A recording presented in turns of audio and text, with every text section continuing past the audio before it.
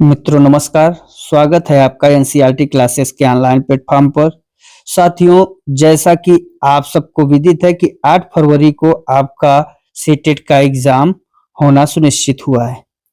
इस परिप्रेक्ष्य में आज हम लोग संस्कृत कारक एवं विभक्ति का वीडियो बना के लेके आए हैं। मित्रों, ये जो वीडियो है आपके जूनियर स्तर और प्राइमरी स्तर दोनों के लिए बहुत ही जरूरी है। आज के वीडियो में कम से कम हम लोग समझ लीजिए आप कि 10 से 12 नंबर तक कवर करेंगे। तो चलिए शुरू करते हैं आज के अपने पहले हेडिंग से। आज का जो हमारा पहला हेडिंग है वो है विभक्तियां। क्या है? विभक्तियां। विभक्तियां क्या होती हैं, संस्कृत में कितनी विभक्तियां हैं, इन सब के बारे में आज हम लोग जानने की कोशिश करेंगे। मित्रों, विभक्तियां उसे कहते हैं जिसके द्वारा कारक और संख्याओं को विभक्त किया जाता है, उसे क्या कहते हैं? विभक्ति। तो हेडिंग डालिए विभक्तियां या विभक्ति जिसके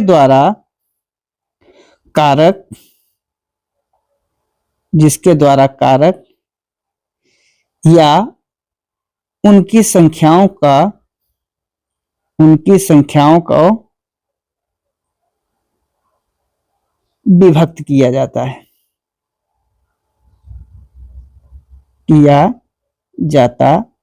है। संस्कृत में जो विभक्ति है वो कितने प्रकार की है? तो अगली हेडिंग हम लोगों की क्या रहेगी? विभक्तियों के भेद। और संस्कृत में कितनी है? 7। कौन कौन? प्रथमा विभक्ति, द्वितीया विभक्ति, तृतीया विभक्ति, चतुर्थी, पंचमी, षष्ठी और सप्तमी। तो ये 7 विभक्तियां आपकी होती हैं। ठीक है। एक विभक्ति और है संबोधन की। तो जो संबोधन है उस संबोधन में कौन सी विभक्ति होती है? प्रथमा। इसलिए हम लोग कभी संबोधन को, संस्कृत की विभक्ति को नहीं मानते हैं, क्योंकि उसमें प्रथमा विभक्ति ही होती है। इतना समझ में आया? अगली हेडिंग रहेगी आपका पुरुष। संस्कृत में जो पुरुष हैं वो कितने हैं? 3। कौन कौन से? प्रथम पुरुष,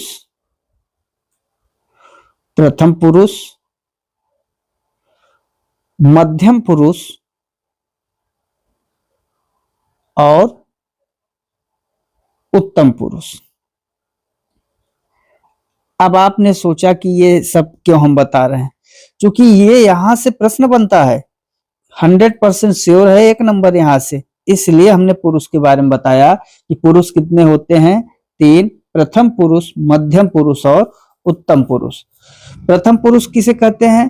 प्रथम पुरुष में जैसे आपका चलता है सह, तौ, ते, ये प्रथम पुरुष।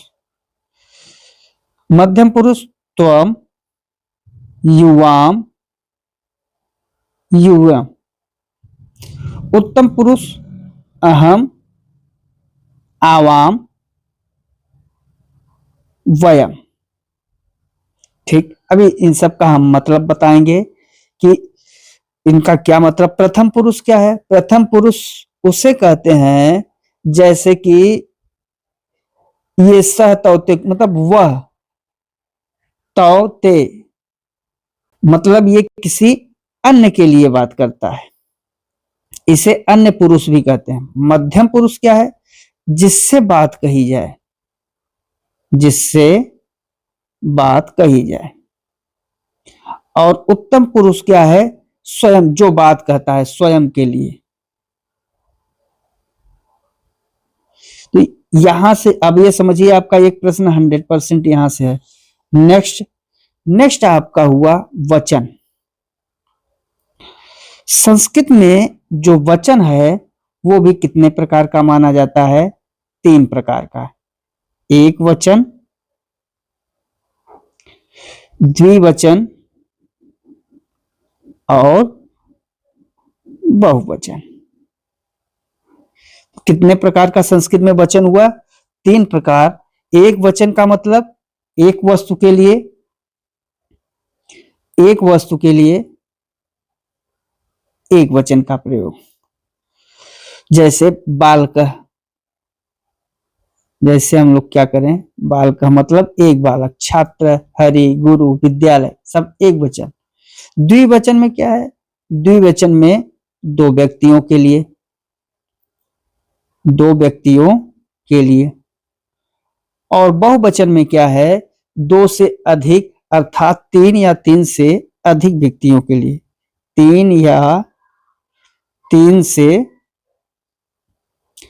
अधिक व्यक्तियों के लिए, अधिक व्यक्तियों के लिए। अब यहां से देखिए, संस्कृत में यहां से भी 1 नंबर का सवाल ले लेता है कि संस्कृत में वचन के प्रकार कितने होते हैं, वचन के भेद कितने हैं, कौन कौन से वचन है। तो पहला, दूसरा और तीसरा। कितना सरल है, सरल है कि नहीं? लेकिन ये आपके प्रश्न भी हैं, इसीलिए हमने इस पर पहले वीडियो बनाना सुनिश्चित किया। अब नेक्स्ट हेडिंग आपका होगा लिंग। संस्कृत में लिंग, संस्कृत में कितने लिंग होते हैं? तो संस्कृत में लिंग का मतलब होता है, पहले हम लोग जान लें, लिंग का मतलब होता है लक्षण, लिंग का मतलब होता है पहचान, लिंग का मतलब होता है चिन्ह, और लिंग जो है जातियों का भी बोध कराता है। तो संस्कृत में लिंगों की संख्या कितनी है? 3 प्रकार के लिंग होते हैं। एक को हम लोग कहते हैं पुल्लिंग, पुल्लिंग, दूसरे को कहते हैं स्त्रीलिंग,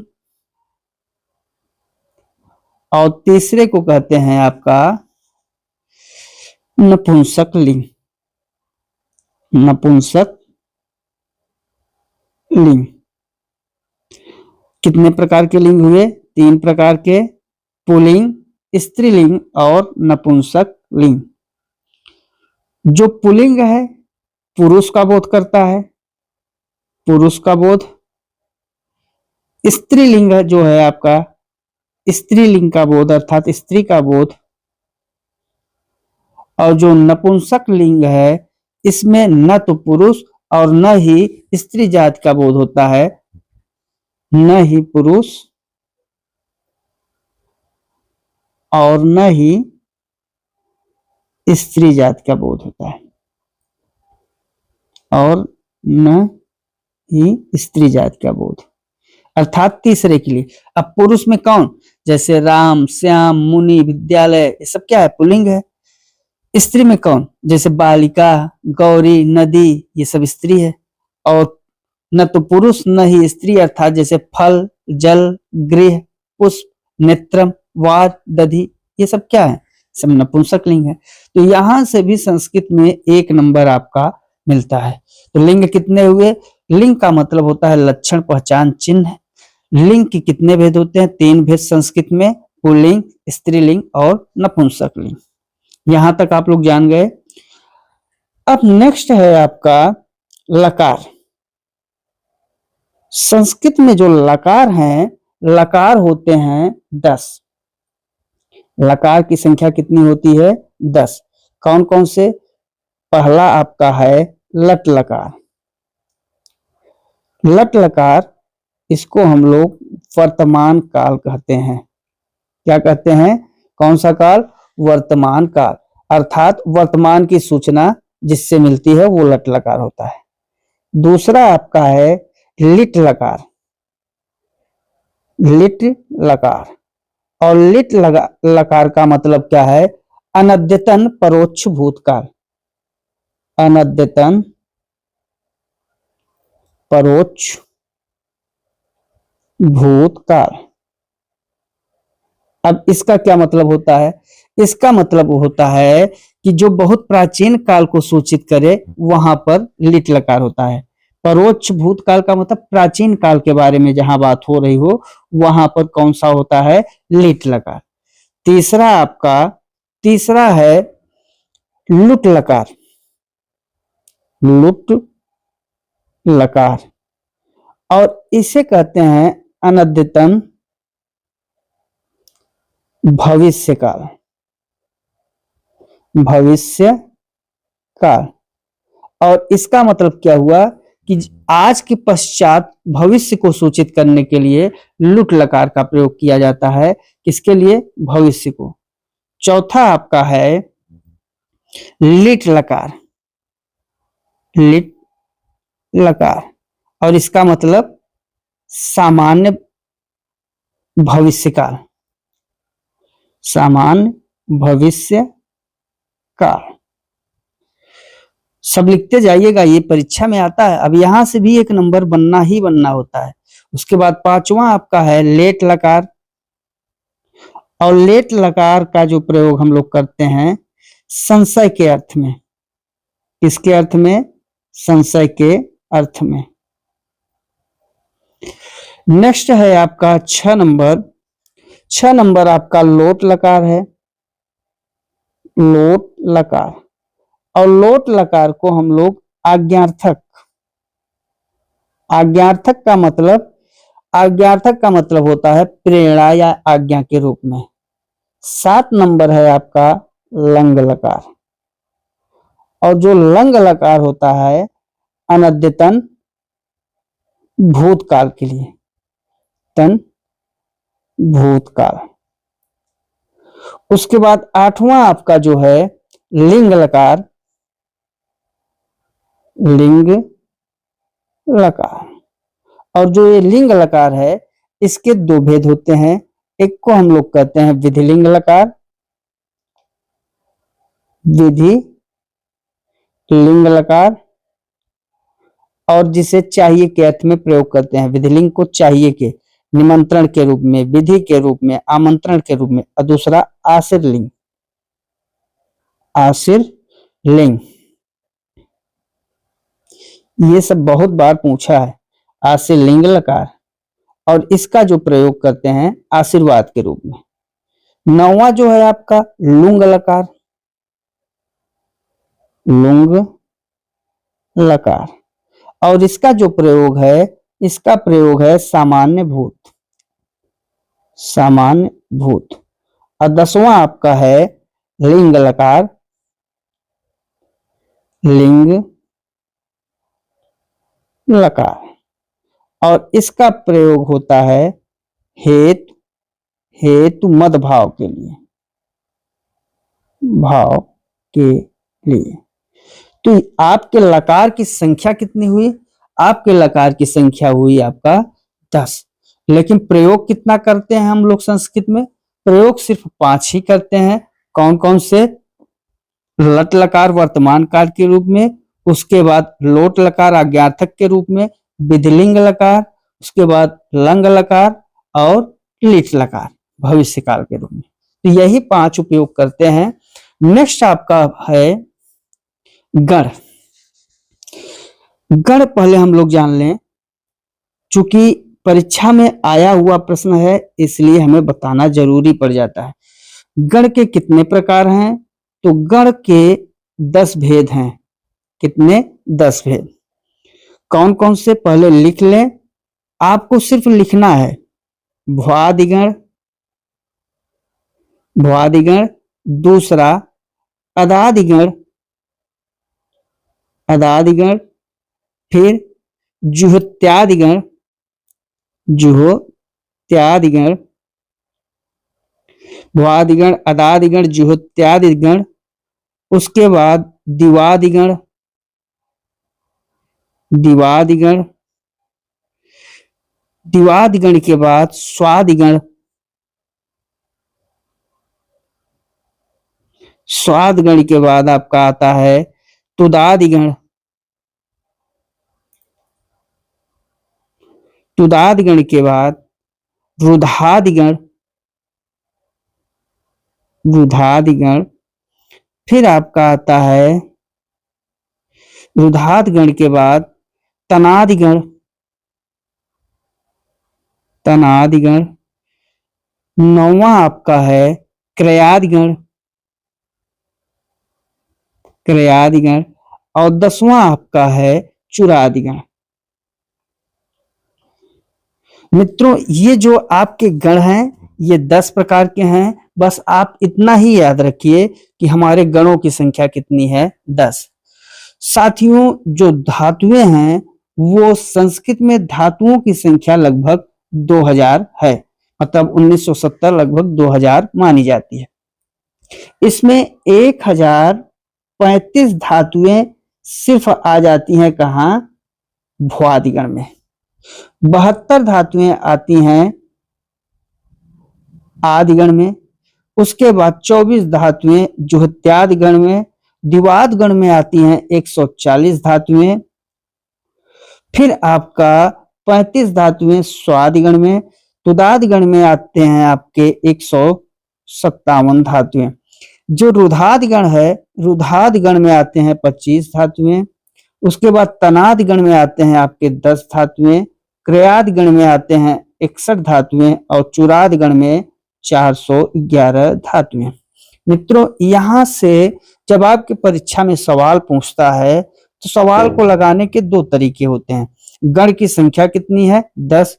अब सबसे ज्यादा धातुएं कहाँ हैं, भुआदिगण में है, इसलिए हम लगभग, अब इतना तो याद कर नहीं सकते कि किस गण में कौन सा है, तो हम लोग क्या करते हैं, लगभग 70 से 75% धातुएं जब कभी पूछता है तो कहां से आ जाता है, भुआदिगण से।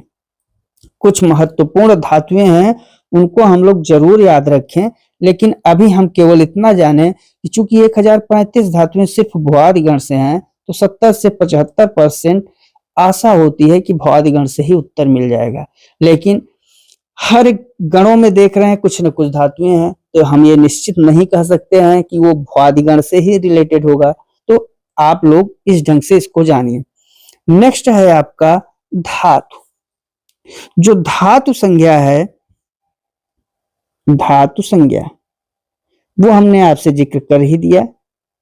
संस्कृत में जो धातुएं हैं कितनी हैं, संस्कृत में लगभग 2000 धातुएं हैं, और वैसे 1970 हम लोग मानते हैं, लेकिन आप लोग 2000 तक समझिए। और इसका धातु संज्ञा का जो सूत्र है, इसका विधायी सूत्र जो होता है क्या है, भुवादयो, भुवादयो धातु। ये तो कभी नहीं पूछता, लेकिन ये पूछ सकता है कि संस्कृत में धातुओं की संख्या कितनी है, तो आप लोग बता दीजिएगा 2000, अगर लगभग में है 2000। धातुओं के प्रकार कितने होते हैं, ये आया हुआ प्रश्न है, तो यहां से हम लोग हेडिंग डाल लें, धातुओं के प्रकार। अब देखिए धातुओं के जो प्रकार हैं, संस्कृत में धातुएं 3 प्रकार की होती हैं। एक को हम लोग कहते हैं क्या, परस्मय पदी, परस्मय पदी।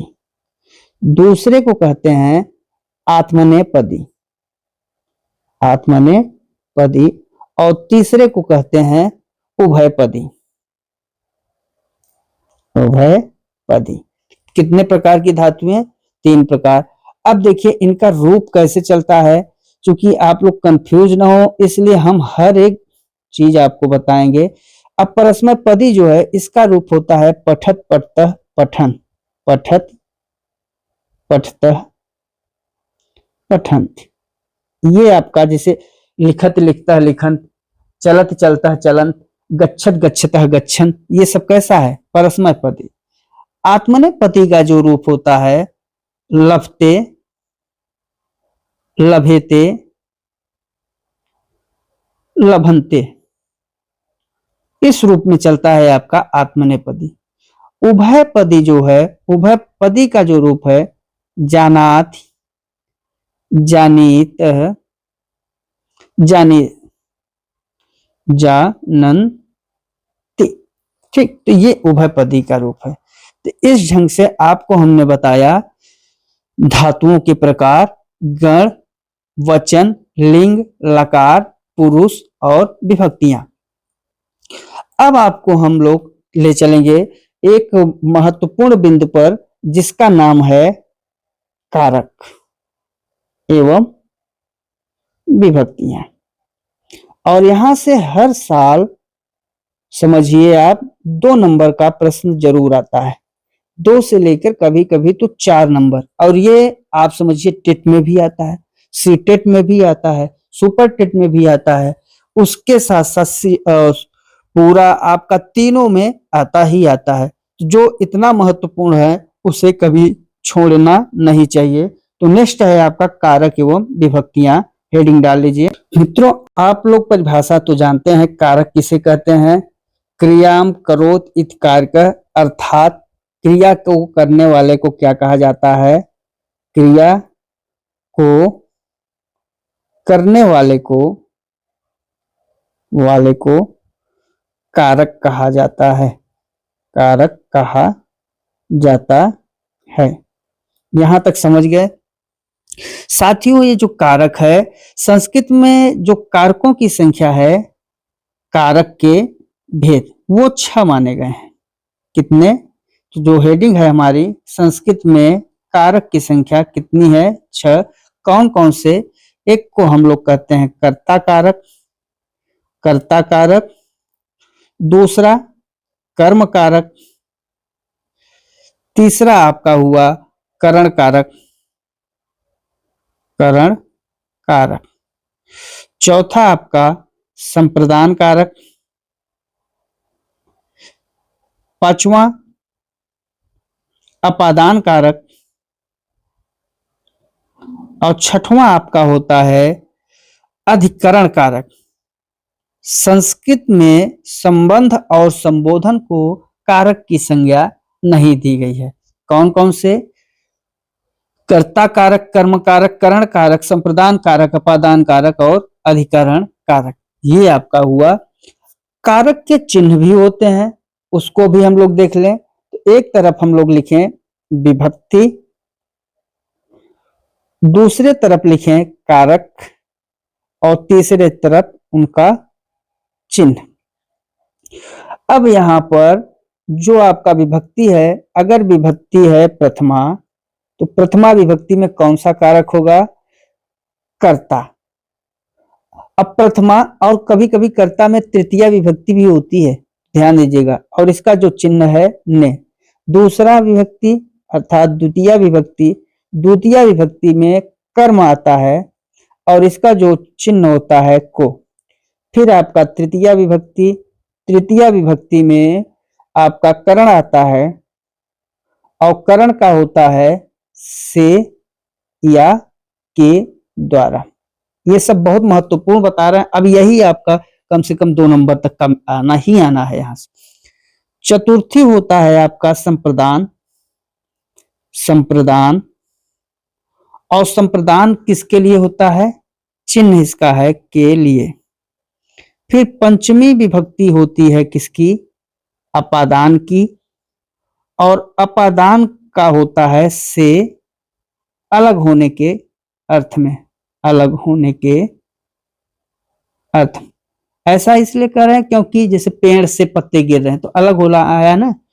षष्ठी विभक्ति जो आपकी होती है वो होती है किसकी? संबंध कारक की। अब यहां बता दे रहे हैं जबकि ये संस्कृत के कारक नहीं है, और इसका जो चिन्ह है क्या है? का, के, की, रा, रे, रे।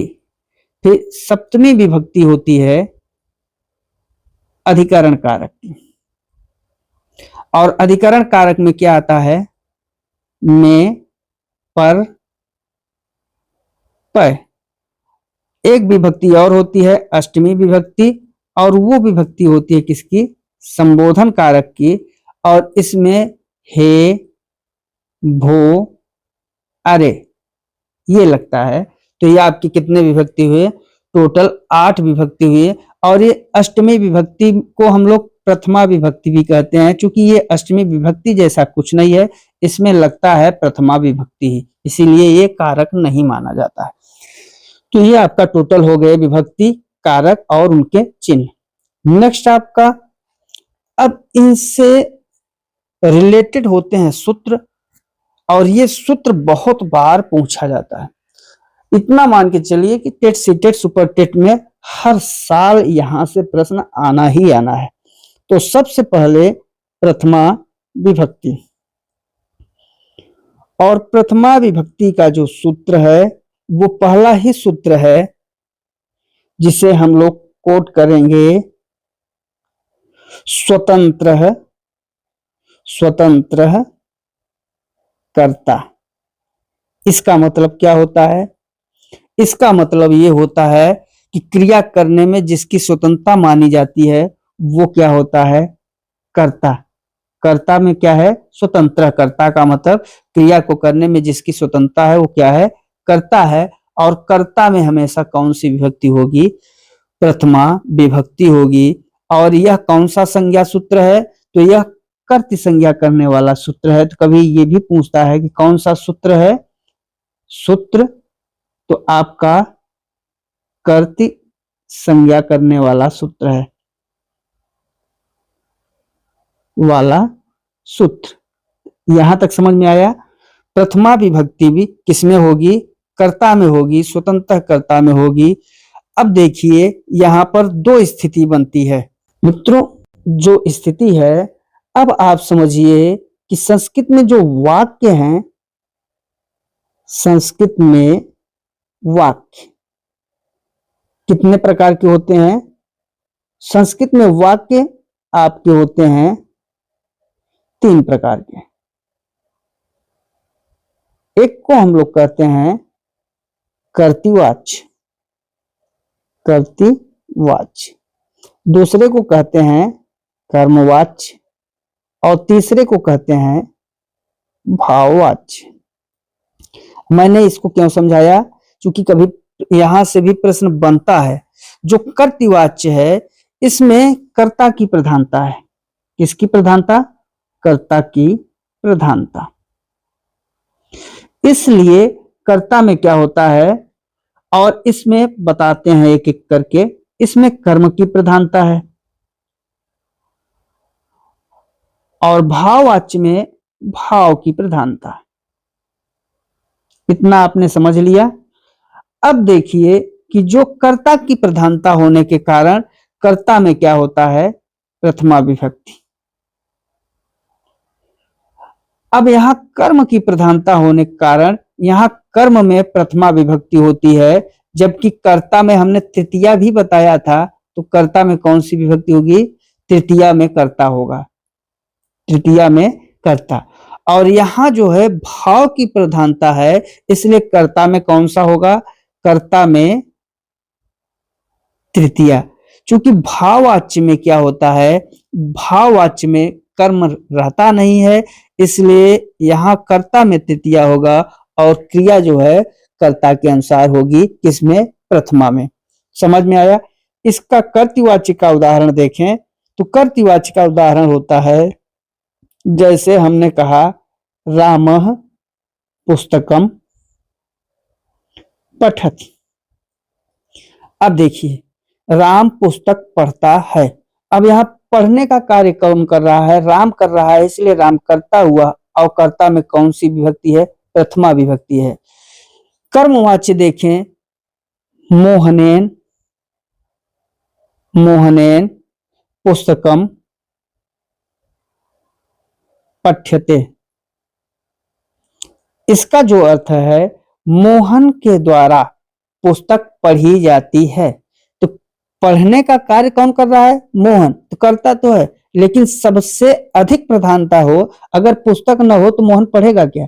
जो प्रधानता है किसकी है? कर्म की है। इसलिए यहां पर कर्म में प्रथमा विभक्ति लग गया, लेकिन कर्ता में तृतीया, मोहनेन हो गया।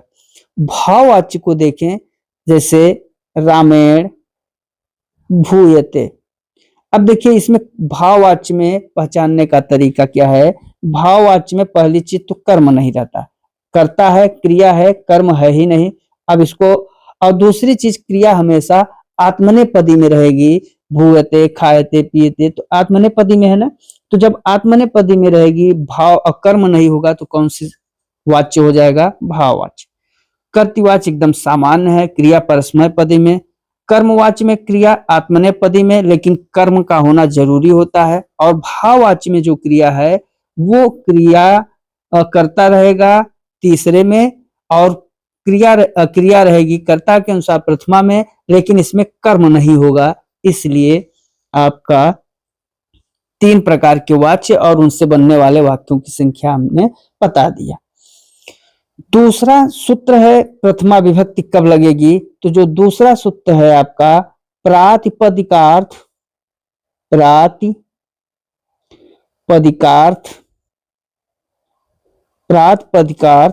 लिंग परिमाण, एक एक करके इसलिए बता रहे हैं जिससे आप समझिए।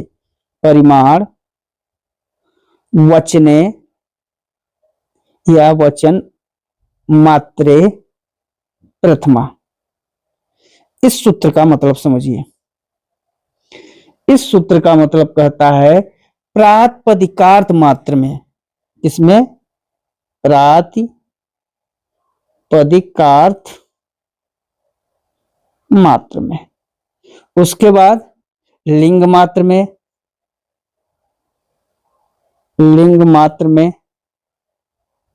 अधिक, उसके बाद परिमाण मात्र में, फिर वचन मात्र में, अधिकता होने पर। अब इतने कंडीशन में कौन सी विभक्ति होगी, प्रथमा विभक्ति होगी। इसको हम लोग कैसे समझें, अभी हम बता रहे हैं कि मतलब उच्चारण में अगर आप समझिए कि स्वार्थ है, प्रातिपदिकार्थ का मतलब खुद निजी स्वार्थ, तो जो उच्चारण में स्वार्थ है, द्रव्य है, लिंग है, संख्या है, कारक है, इन पांचों में जो निश्चित है वो क्या है, आपका प्रातिपदिकार्थ। और लिंग मात्र में, परिमाण मात्र में और वचन मात्र में कौन सी विभक्ति होगी, आपका प्रथमा विभक्ति। इसको हम लोग अब देखिए यहाँ पर जो आपका उदाहरण है इससे समझने की कोशिश करें। जैसे प्रातिपदिकार्थ का क्या है, इसमें जैसे द्रव्य हो गया, लिंग हो गया, कारक हो गया, या कुल मिला के ये कहें जिसका ज्ञान निश्चित रूप से हो उसे प्रातिपदिकार्थ कहते हैं। अब प्रातिपदिकार्थ का मतलब जैसे उच्चय निश्चय, उच्चय के रूप में देखें अगर हम लोग, उच्चय निश्चय या फिर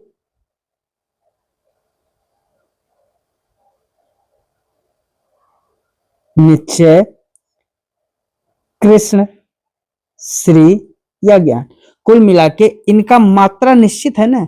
लिंग में क्या है, अगर लिंग मात्र की अधिकता है, इसका मतलब लिंग मात्र की अधिकता का मतलब जैसे हमने बोल दिया तट का तटी, अब इस तटी में कुछ है, तटम, पता नहीं कितने तट हैं, कितने तटी हैं, कितने तटी हैं, तटम है, तो मतलब लिंग निश्चित नहीं है। उन शब्दों में भी क्या होगा, प्रथमा विभक्ति। यहां इस सूत्र में प्रातिपदिकार्थ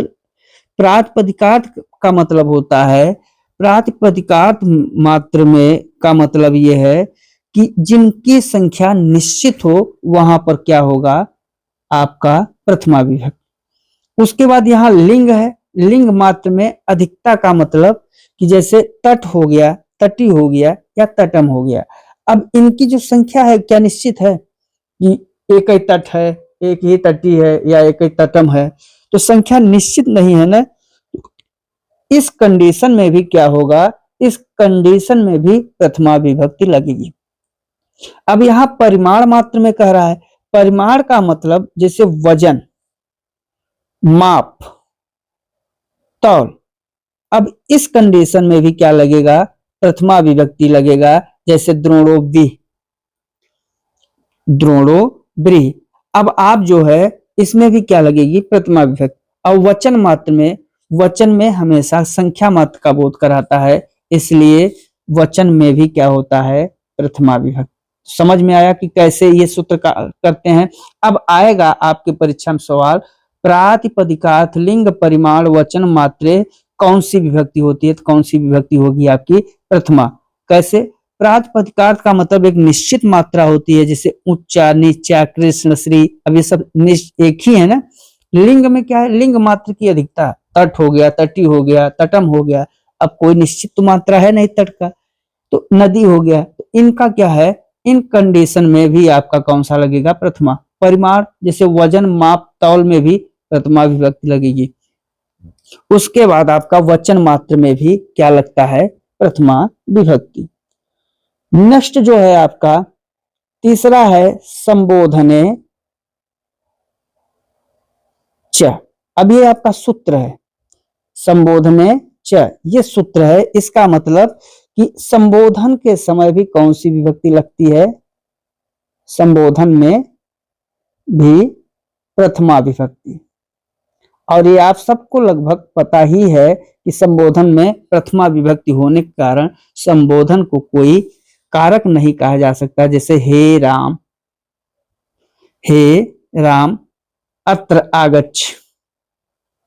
अब यहां पर देखिए जो संबोधन हुआ है इसमें प्रथमा विभक्ति है, तो ये आपका सूत्र है। सूत्र ऐसे प्रश्न पूछेगा संबोधने च कौन सी विभक्ति, तो आपके 4 विकल्प होंगे, उसमें एक प्रथमा विभक्ति भी होगी। नेक्स्ट क्वेश्चन नेक्स्ट सूत्र आपका है, नेक्स्ट है आपका उक्ते कर्तरि प्रथमा। उक्ते कर्तरि प्रथमा, इसका मतलब क्या होता है, उक्ते कर्तरि का मतलब होता है कर्तृवाच्य में जो कर्ता होता है, जो कहा गया उसमें भी प्रथमा विभक्ति लगती है। कर्तृवाच्य का जो कर्ता है उसके द्वारा ये जो उक्ते कर्तरि प्रथमा का मतलब क्या हुआ, कर्तृवाच्य में जहां कर्ता उक्त या कहा गया रहता है वहां भी क्या होती है, प्रथमा विभक्ति। इसका उदाहरण जैसे रामः गृहम गच्छत। अब आप समझिए इसका मतलब क्या हुआ, राम घर जाता है। अब यहाँ राम घर जाता है किसके लिए कहा जा रहा है, उक्ते कर्तरि प्रथमा, मतलब कर्ता के लिए ही तो कहा जा रहा है। कौन घर जा रहा है, कर्ता जा रहा है। तो कर्तृवाच्य में जहां कर्ता उक्त या कहा गया रहता है उसमें कौन सी विभक्ति, राम में कौन सी विभक्ति हो जाएगी, प्रथमा विभक्ति। और आपको पता है कि कर्ता में प्रथमा विभक्ति होती है। तो इस तरीके से जो प्रथमा विभक्ति के सूत्र हैं, कितने सूत्र हैं आपके, 4। कौन कौन से, पहला सूत्र हमने आपको बताया स्वतंत्र है कर्ता, अर्थात जो चीज स्वतंत्र है, क्रिया को करने में जिसकी स्वतंत्रता है उसमें कौन सा कारक होगा, उसमें कर्ता कारक होगा। और विभक्ति कौन सी होगी, प्रथमा विभक्ति। फिर हमने आपको बताया कि जो संस्कृत में वाक्य हैं वो 3 प्रकार से बनाए जाते हैं। 3 प्रकार से बनाए जाते हैं, वो कौन कौन से, कर्तृवाच्य, कर्मवाच्य और भाववाच्य। चूंकि कर्तृवाच्य में जो रोल है वो कर्ता की प्रधानता होती है, इसलिए कर्ता में कौन से विभक्ति होती है, प्रथमा। लेकिन कर्मवाच्य में कर्म की प्रधानता होने के कारण वहां पर कर्ता में तो तृतीया लेकिन कर्म में प्रथमा हो जाती है। और भाववाच्य में भी आपका भाव की प्रधानता होने के कारण क्रिया में प्रथमा और कर्ता में तृतीया। तो एक सूत्र स्वतंत्र कर्ता वहां से बताया। दूसरा सूत्र आपको हमने बताया वो आपका है प्रातिपदिकार्थ लिंग परिमाण वचन मात्रे। अब देखिए हम लोग कहां से शुरू किए, प्रथमा विभक्ति स्वतंत्र कर्ता पहला सूत्र हुआ। उसके बाद दूसरा सूत्र हुआ क्या, कर्तृवाच्य। कर्तृवाच्य ये तो वाच्यों को हमने बताया। फिर दूसरा सूत्र है आपका प्रातिपदिकार्थ लिंग परिमाण वचन मात्रे प्रथमा, अर्थात प्रातिपदिकार्थ मात्र का मतलब होता है कि एक निश्चित मात्रा जिसकी होती है उस पर भी प्रथमा लगता है, जैसे उच्चय, निश्चय, कृष्ण से। अब ये सब तो एक ही है ना, तो इसलिए यहाँ पर क्या हुआ, आपका प्रथमा हो गया। लिंग मात्र में अधिकता होने पर प्रथमा विभक्ति होगी। परिमाण मात्र में, अब जैसे वजन, माप, तौल है, इसमें अधिकता होने पर कौन सी आपका लगता है, प्रथमा विभक्ति। और वचन मात्र में भी प्रथमा विभक्ति होती है। फिर तीसरा सूत्र बताया जो आप सबको पता है, संबोधने च। संबोधने च का मतलब संबोधन में भी प्रथमा विभक्ति होती है, इसीलिए संबोधन कोई कारक नहीं होता है, क्योंकि उसमें जो विभक्ति होती है वो आपका प्रथमा विभक्ति ही होती है। और चौथा सूत्र क्या है, उक्ते कर्तरि प्रथमा।